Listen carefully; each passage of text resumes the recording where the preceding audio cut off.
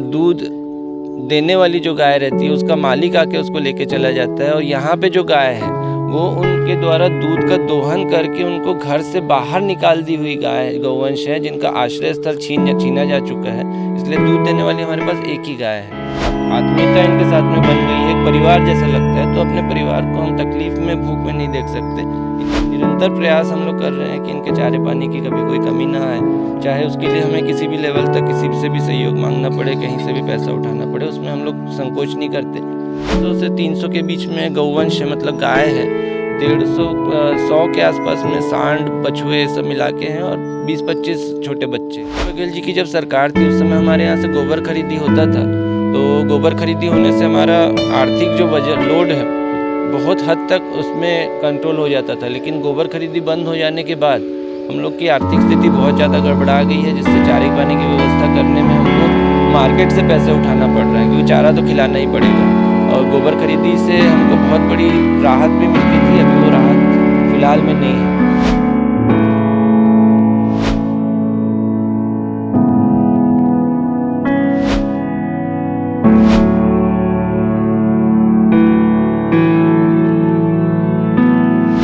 विगत 4 वर्षों से हम अपनी सेवाएं दे रहे हैं और वर्तमान में भी 460 गौवंश हमारे पास में है, जिसमें 460 गौवंशों के अतिरिक्त हमारे पास बिल्ली, बंदर, कुत्ते, मुर्गियाँ, बतख, ये सारा परिवार हमारे साथ में जुड़ा हुआ है। तो हम मार्केट से जो ब्याज में पैसे उठाए हैं वो हमको काफ़ी भारी पड़ रहा है। तो अभी हमारी स्थिति बहुत दयनीय हो गई है, हम ये बोल सकते हैं। हद तक हम आ गए हैं कि भाई अगर हमको इनको जीवित रखना है तो अगर हमको समय पड़ने पर अपने शरीर का अंग भी दान करना पड़े तो हम उसके लिए भी तैयार बैठे हुए हैं, पर इनको छोड़ेंगे नहीं। ये हम लोग के दिमाग में ये चीज़ बैठी है। नमस्कार, आप देख रहे हैं 24 न्यूज़ और आपके साथ मैं हूं निधि सिंह राजपूत। वहीं इस वक्त मैं दुर्ग गोकुल धाम के जो है राधा कृष्ण गोधाम जो गौशाला है वहां पर मौजूद हूं। आपको बताना चाहेंगे कि जब भूपेश बघेल की सरकार थी, कांग्रेस की सरकार थी, उस समय 2020 में एक जो है योजना आई थी, गोधन न्याय योजना, जिसके तहत यहाँ पर जो है गौशाला का निर्माण किया गया था। वर्तमान में चूँकि 4 साल बीत चुका है, वर्तमान में यहाँ पर किस तरीके से जो है इस गौशाला को जो है संचालित किया जा रहा है। यहाँ पर हमारे साथ देवाशीष जी जुड़ रहे हैं जो यहाँ के व्यवस्थापक हैं, साथ ही यहाँ पर गायत्री जी भी मौजूद है। अभी हम देवाशीष जी से जुड़ेंगे और जानेंगे कि इतना जो है समय बीत चुका है, किस प्रकार की जो है कैसी कैसी कठिनाइयों का उनको सामना करना पड़ता है। चूँकि उस समय कांग्रेस की सरकार थी और अभी वर्तमान में जो है यहाँ पर भाजपा की सरकार है, क्या कुछ इन्हें जो है शासन और प्रशासन की तरफ से मदद मिल पाता है, किस प्रकार से जो है इस पूरे गौशाला का जो है संचालन किया जा रहा है। जी आशीष जी बताएंगे कि वर्तमान में किस प्रकार की स्थिति यहाँ पर है, चूँकि 4 साल हो चुका है, कितनी यहाँ पर गौ माताएँ हैं, क्या कुछ है, कैसे इनका संचालन हो रहा है।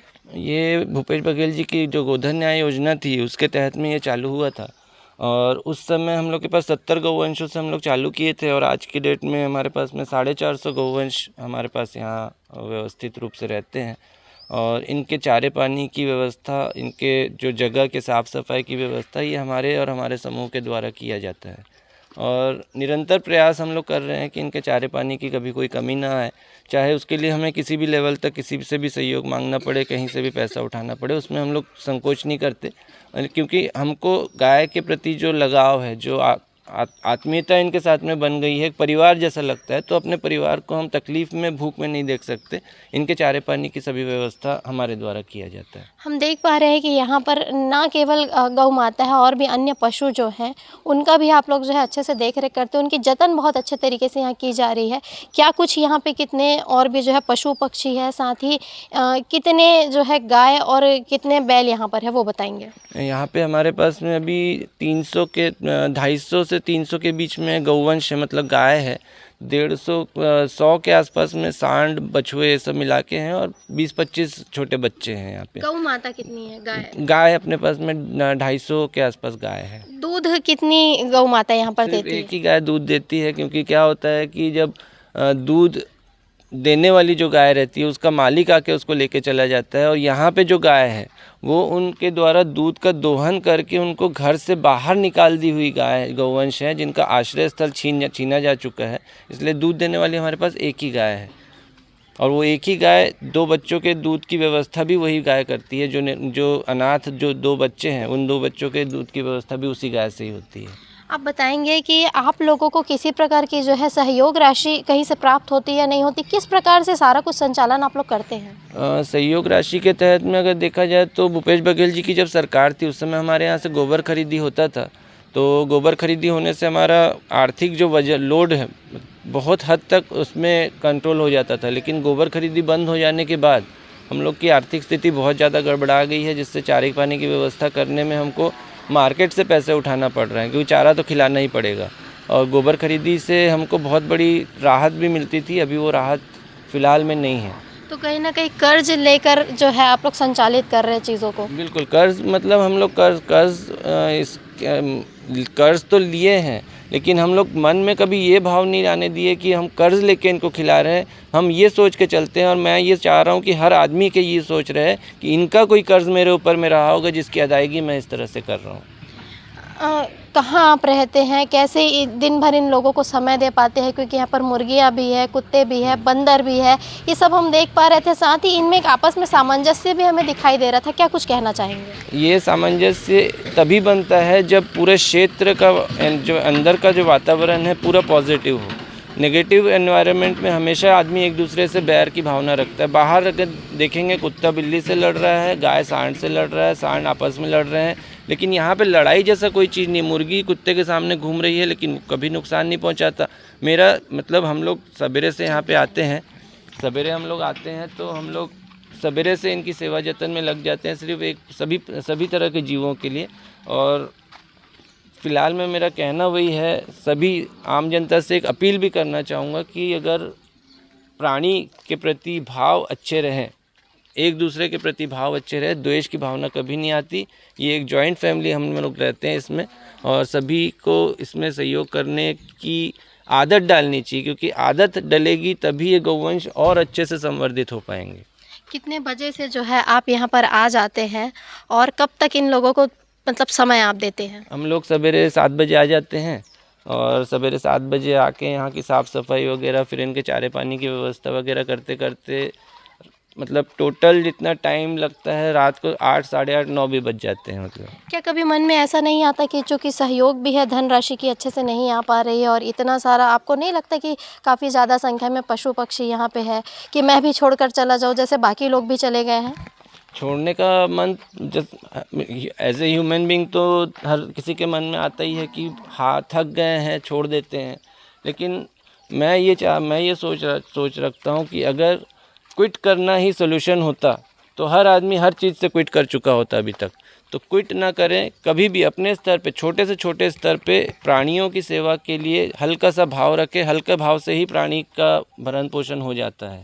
कितने लोग आप लोग यहाँ पर, मतलब कितने लोग यहाँ लगे रहते हैं, सारा संचालन आप लोग देखते हैं? हम लोग शुरुआत जब किए थे, जब योजना अच्छे फलीभूत तरीके से चल रही थी, हमारे पास में 8 स्टाफ थे, जो महिला समूह के 8 स्टाफ जिनको हम पेमेंट करते थे। लेकिन अभी योजना बंद हो जाने के कारण, थोड़ी आर्थिक क्राइसिस के कारण स्टाफ हमारे पास में 2 है, और मैं और गायत्री जो है वो मतलब 4 लोग मिलके इसका पूरा मैनेजमेंट सवेरे से रात तक करते हैं। शासन से क्या कुछ मांगे, क्या आप लोगों ने पहले कुछ मांगे रखी कि इनके लिए थोड़ी धनराशि जो है उनके तरफ से सहयोग की जाए, या फिर अभी क्या कुछ आप कहना चाहेंगे? शासन से हम लोग यही मांग रखे हैं। हम लोग देखिए, गाय मेरी पर्सनल, अगर मैं नारे लगाता हूँ जिम्मेदारी बन जाती है मेरी एक, तो मेरा ये शासन से हमेशा मांग रहा है कि हमको इनके लिए दान अनुदान नहीं, हमको इनके लिए एक महिला समूह को यहाँ से आय अर्जित करने के लिए एक बड़ा सा स्पेक्ट्रम का कोई अच्छा काम यहाँ पे सेटअप किया जाए, ताकि हमको ये फीलिंग आए कि गाय अपनी कमाई से खुद खा रही है। सरकारी अनुदान पे अगर डिपेंडेंट रहेंगे तो ज़्यादा देर तक वो टिकता नहीं है। हम लोग ये चाह रहे हैं कि समूह को यहाँ पे किसी अच्छे काम के लिए यहाँ पे उसका सेटअप बना दिया जाए, और हमारे कुछ बड़े बड़े सहयोगी हैं जो यहाँ पे इन्वेस्टमेंट करने के लिए भी तैयार रहते हैं। लेकिन चूँकि जो MOU है बहुत कम टाइम के लिए हुआ है, जिससे आदमी संकोच करता है, मतलब डोनेट करने वाला भी संकोच करता है और इन्वेस्ट करने वाला भी संकोच करता है। तो हम लोग का मांग यही रहा है कि यहाँ पे एक सोर्स ऑफ अर्निंग के हिसाब से कोई सेटअप बना दिया जाए, और सेकंड कि यहाँ की जो संचालन की जो जिम्मेदारी है ये थोड़ा लंबे टाइम के लिए हमको दिया जाए, ताकि हम इन्वेस्टर्स और डोनेटर्स इनको बहुत अच्छी तरीके से यहाँ पे लेके आ सकें। जब शुरुआत हुई थी तो कितने समय का जो है आप लोगों को समय अवधि मिला था? शुरुआत में 3 साल के लिए समय अवधि मिला चुनाव तक, फिर उसके बाद 2 साल के लिए और एक्सटेंड हुआ है अभी, जो अगले साल ख़त्म हो जाएगा।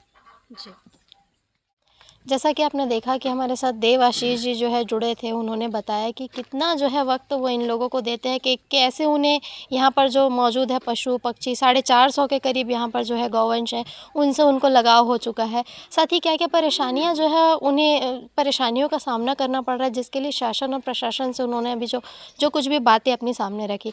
हमारे साथ यहाँ पर एक गायत्री दोटे जी जो है वो भी यहाँ पर रहती है, सारा कुछ वो भी संभालती है। उनसे अब हम जुड़ेंगे और जानेंगे कि क्या कुछ वो भी इन सब चीज़ों पर कहना चाहती है। हमारे साथ गायत्री दोटे जी जुड़ने जा रही है, आइए हम उनसे जुड़ेंगे और जानेंगे। जी, आप बताएंगे कि कितने समय से आप यहाँ पर जो है आ रही हैं और इस सेवा कार्य में लगी हुई हैं? यहाँ पे हमको विगत 4 वर्षों से हम अपनी सेवाएं दे रहे हैं, और वर्तमान में भी 460 गौवंश हमारे पास में है, जिसमें 460 गौवंशों के अतिरिक्त हमारे पास बिल्ली, बंदर, कुत्ते, मुर्गियाँ, बतख, ये सारा परिवार हमारे साथ में जुड़ा हुआ है। क्योंकि जब यहाँ पर जो है पशु पक्षी रहते हैं, एक आत्मीय लगाव भी हो जाता है, तो कैसे इन चीज़ों को आप देखते हैं, क्या कुछ कहना चाहते हैं? इनको हमने ऐसा परिवार के एक सदस्य की तरह बन गए हैं। आप देख सकते हैं मेरे पास एक छोटा बच्चा ये आया हुआ है। ये क्या नाम है इस बच्चे का नाम मैंने बाबू रखा है। ये अभी 2 दिन पहले रास्ते में इसकी माँ जन्म दी इसकी माँ ने। माँ ख़त्म हो गई, बच्चा बच गया है। तो इस प्रकार से भी जो गौवंश है आते हैं।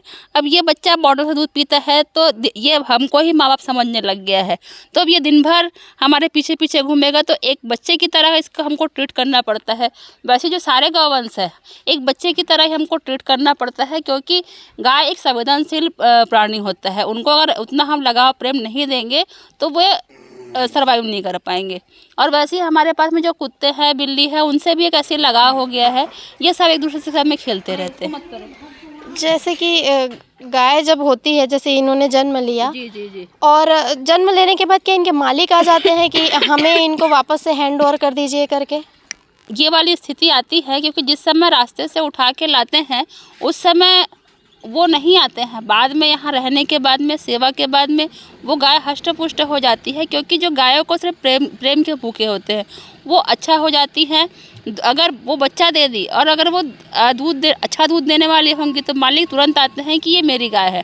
तो इसके लिए हम प्रशासन से अपील किया हुआ है कि ऐसे लोगों को हमको गाय देने के लिए बाध्य ना किया जाए, क्योंकि वो सिर्फ दूध दूह के फिर रास्ते में छोड़ेंगे, वो बेचारे फिर निराश्रित हो जाएंगे, फिर रास्ते पे आएंगे। तो क्या आप लोगों को ऐसा नहीं लगता कि यदि लंबे वक्त से आप लोगों के पास है, और जैसे अगर क्या आप लोगों ने ऐसे कोई निश्चित समय अवधि बनाई है कि यदि इतना लंबा वक्त हो चुका है तो अब गाय को जो है वापस आप लोग नहीं करेंगे? अभी हमने कुछ दिन पहले ही, मतलब पहले से बात कर चुका है, पर उसको ऑफिशियल तौर पे अभी हमने बात कल ही किया है, जो नए कमिश्नर साहब आए हैं, कि 1 महीने तक अगर उस गौवंश के मालिक नहीं आते हैं, उसके बाद उस गौवंश को हम नहीं देंगे। वो यहाँ की ही संपत्ति बन जाएगी और वो हमारे संरक्षण में यहाँ पे रहेंगी।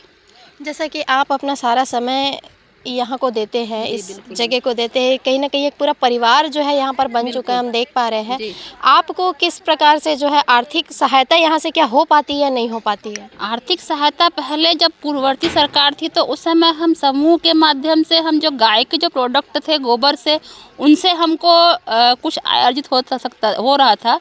पर इसमें क्या है कि संख्या अत्यधिक है, तो हम बोल सकते हैं कि यह जो महीने का चारे का खर्चा है वो 1 से सवा लाख रुपए का है, तो यहाँ से इतना आय अर्जन अभी हम नहीं कर पा रहे हैं। और सरकार जाने के बाद में जो गोबर खरीदी जो योजना है बिल्कुल पूरी तरीके से बंद हो चुकी है। तो अभी जो हम मार्केट से जो ब्याज में पैसे उठाए हैं वो हमको काफ़ी भारी पड़ रहा है। तो अभी हमारी स्थिति बहुत दयनीय हो गई है, हम ये बोल सकते हैं।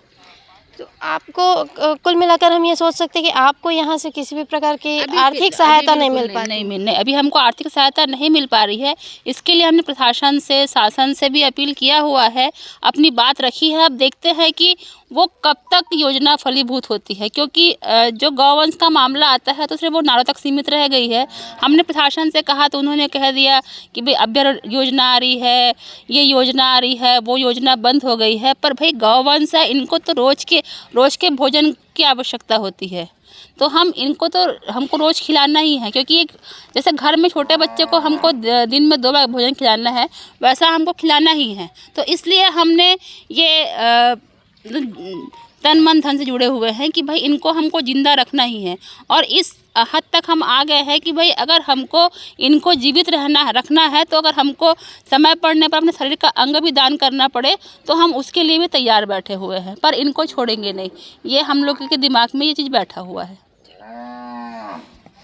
तो जैसा कि आप सभी ने देखा कि हमारे साथ देवाशीष जी जो है जुड़े हुए थे और अभी गायत्री दोटे जी जुड़ी थी। इन्होंने हमसे साझा किया कि कितने लंबे समय से जो है यहाँ की सारी चीज़ों को, व्यवस्थाओं को ये संभाल रहे हैं, कितना प्रेम और कितना लगाव इन्हें हो चुका है, साथ ही किन किन परेशानियों का इन्हें सामना करना पड़ रहा है और प्रशासन और शासन से इन्होंने क्या कुछ अभी अपनी मांगे रखी है। फिलहाल आप बने रहिए N24 न्यूज़ के साथ। दुर्ग से मैं निधि सी राजपूत।